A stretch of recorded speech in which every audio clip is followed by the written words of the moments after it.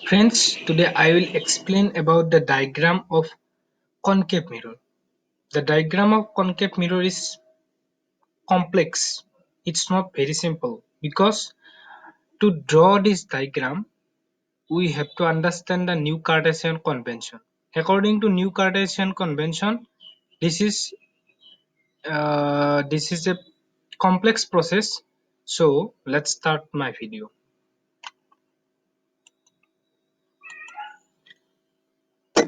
যিটো আমি ডায়াগ্ৰামটো আমি অকা যে এইটো ডায়াগ্ৰামটো কেনেকৈ আঁকিব লাগিব যে এটা কল্পনা কৰি ল'ব লাগিব এটা আমি এডাল আমি লাইন কল্পনা কৰি ল'ব লাগিব লাইনডাল আমাৰ এনেকুৱা এটা লাইন কল্পনা কৰিব লাগিব ইমাজিন কৰি ল'ব লাগিব এই লাইনডালৰ যদি সোঁফালে যদি ভাঁজ কৰা হয় সোঁফালে তেতিয়া তাক কি বুলি কোৱা হ'ব অৱতল দাপন আৰু যিটো মেটেলিক তাৰ লেয়াৰ আমি সোঁফালে দিব লাগিব মেটেলিক লেয়াৰ হ'ল তাৰ যিটো ৰিফ্লেক্টিভ সাৰফেসখন লেফট সাইডে থাকে আৰু যিটো তাৰ মেটেলিক সাৰফেস এই মেটেলিক সাৰফেসখন ৰাইট সাইডে থাকে আমি যেডাল ইমাজিন কৰি লম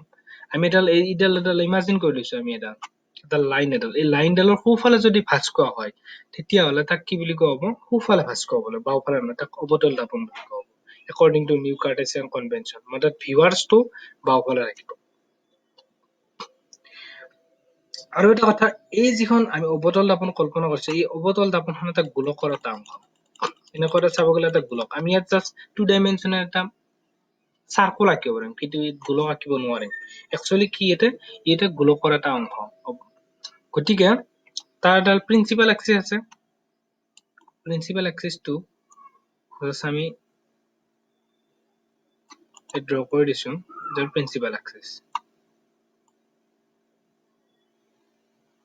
এডাল প্ৰিন্সিপাল এক্সিস এই যেটো গোলকটোৰ যেটো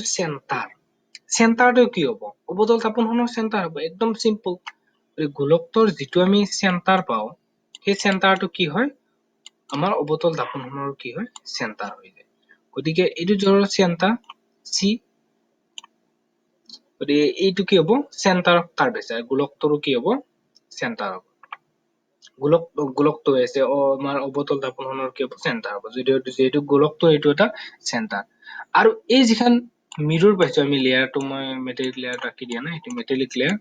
এই যিখন আমি মিৰৰ পাইছো এই মিৰৰখনৰ যেটো মিড পইণ্ট সেই মিড পইণ্টটো কি বুলি কয় পোল বুলি কোৱা হয় this is the point pole গতিকে এই পি আৰু সি ৰ মাজৰ যেটো পইণ্ট আছে সেই পইণ্টটো কি বুলি কয় ফোকাল পইণ্ট নহয় ফোকাস পইণ্ট বুলি কোৱা হয় গতিকে this is the point F পোহৰ কোনটো ফালৰ পৰা পৰিব পোহৰ ইটো ফালৰ পৰা পৰিব এই ডায়াগ্ৰামটো ভালদৰে মই দেখুৱাই আছো যে এইটো is the diagram proper diagram metallic লেয়াৰখন কোনফালে থাকিব ৰাইট সাইডে থাকিব আৰু ৰিফ্লেক্টিভ সাৰফেসখন আমাৰ লেফট সাইডে থাকিব প্ৰিন্সিপাল এক্সিসটো এটা আৰু ফোকাস পইণ্ট এইটো সি আৰু পি ৰ মাজৰ যেটো পইণ্ট সেইটো ফোকাস পইণ্ট আৰু ফোকাস পইণ্ট আৰু পি ৰ মাজৰ যেটো ডিসটেন্স তাক কি কোৱা হয় ফোকাল লেংথ বুলি কোৱা হয় বা আনহাতে এনেকৈ ক'ব পাৰো যে চেণ্টাৰ অফ কাৰ্ভেচাৰ আৰু ফোকাস পইণ্টৰ মাজৰ ডিসটেন্সটো কি বুলি কয় ফোকাল লেংথ বুলি কোৱা হয় পোহৰটো এই সাইডৰ পৰা পৰিব গতিকে ভিডিওটো আজি এইখিনিয়ে যদি ভিডিওটো আপোনালোকে ভাল পায় লাইক কৰিব শেয়াৰ কৰিব কমেন্ট কৰিব থেংক ইউ ভেৰি মাচ